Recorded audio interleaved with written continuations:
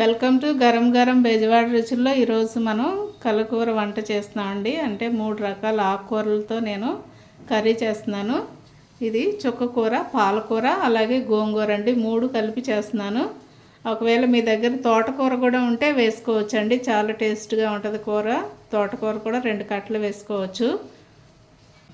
ఇదండి ఈ సైజు టమాటాలు 2 వేస్తున్నానండి నేను. ఇవ్వండి ఇలాగా సన్న సన్న పీసులుగా కట్ చేసుకోండి. అలాగే కొత్తిమీర, పచ్చిమిర్చి కూడా వేస్తున్నానండి. ఒక 4-5 పచ్చిమిర్చి వేసాను. ఇవన్నీ కూడా దీని మీద వేసేసుకోండి. ఈ ఆకుకూర మీద వేయండి. రెండు రకాల ఆకుకూరలు వేసానండి ఇప్పుడు నేను. దీని మీద ఈ టమాటాలు, ఈ కొత్తిమీర, ఈ పచ్చిమిర్చి అన్నీ కూడా వేసేయండి.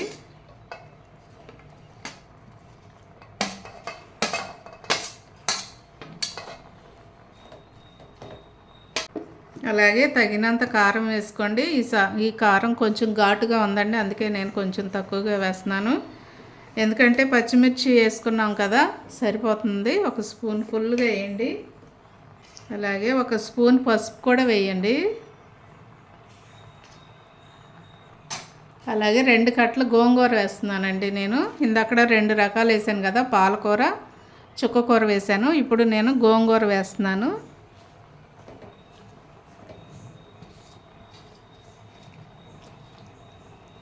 తోటకూర కూడా మీ దగ్గర ఉంటే వేసుకోండి. కొంచెం 2 కట్టలు ఉంటే వేసుకోండి, చిన్న కట్టలు.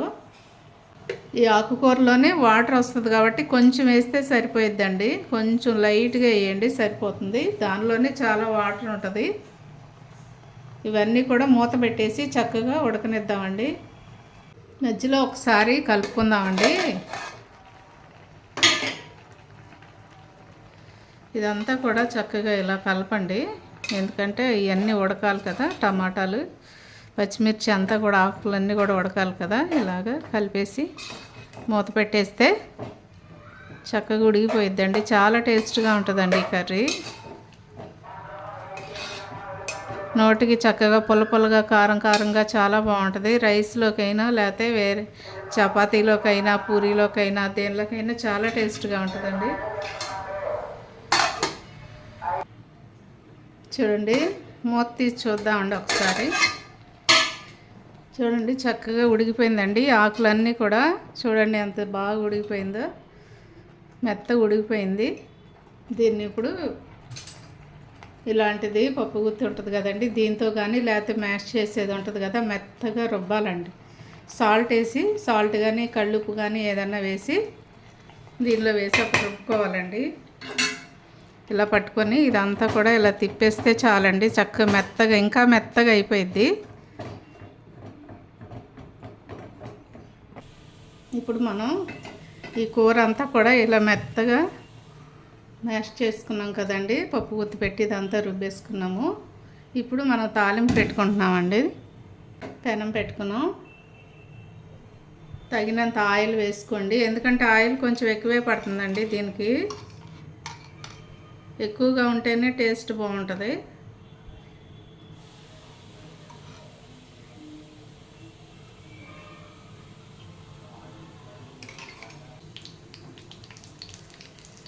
తాలింపుకి వేసాండి 2 ఎండుమిర్చి వేసాను, కొంచెం జీలకర్ర వేసాను, కొంచెం ఆవాలు వేసాను. ఇప్పుడు ఉల్లిపాయ వెల్లుల్లిపాయ వేస్తున్నానండి.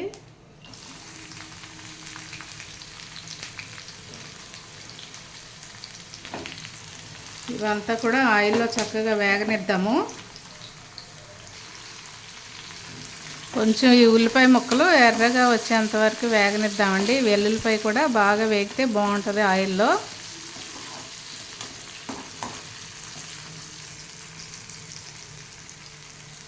ఇప్పుడు కొంచెం కరివేపాకు వేస్తున్నా అండి.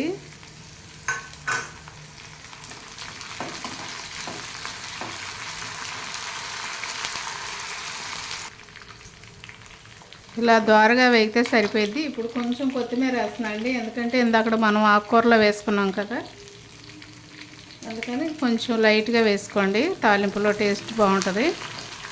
ఈ ఆకుకూర చాలా టేస్ట్గా ఉంటుందండి. అది ఆరోగ్యానికి కూడా మనకి చాలా మంచిది కదండి. ఎందుకంటే డాక్టర్స్ చెప్తూ ఉంటారు కదా ఆకుకూరలు తినమని. మనం ఫ్రైలో పప్పులో కంటే కూడా ఇలా చేసుకుని తింటే చాలా బాగుంటుంది. నోటికి పుల్ల పుల్లగా చాలా బాగుంటుందండి. ఇది కారకారంగా చాలా టేస్ట్గా ఉంటుంది. అన్నం తినబుద్ధి కానప్పుడు కూడా ఇలా మనం చేసుకుని తింటే కనుక అన్నం కూడా చక్కగా తినబుద్ధి అయిద్దండి. నోటికి బాగుంటుంది. మీరు కూడా తప్పకుండా ట్రై చేయండి.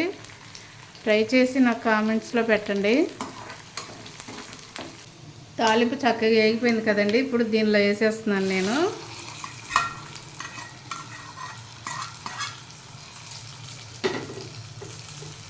ఇదంతా కూడా కూరకి ఆయిల్ అంతా కూడా చక్కగా పట్టేటట్టుగా కలిపేసుకుందాము. చూడండి, కళ్ళకూర అండి. 3 ఆకుకూరలు కలిపి మనం వండుకున్నాము. ఇదైతే చాలా రోజులు ఉంటుందండి. వారం రోజుల పైనే ఉంటుంది ఈ ఆకుకూర. ఒకవేళ ఫ్రిడ్జ్ ఉంటే మనం ఫ్రిడ్జ్లో పెట్టుకుంటే ఇంకా ఎక్కువ రోజులు వస్తుంది. కానీ టేస్ట్ మాత్రం సూపర్గా ఉంటుందండి. చాలా బాగుంటుంది. మీరు ట్రై చేయండి, తప్పకుండా మీకు నచ్చుతుంది ఈ కూర. అలాగే మా ఛానల్ మర్చిపోవద్దండి, గరం గరం బెజవాడ రుచులు. సబ్స్క్రైబ్ చేయని వారుంటే సబ్స్క్రైబ్ చేయండి, షేర్ చేయండి, లైక్ చేయండి. Thank you.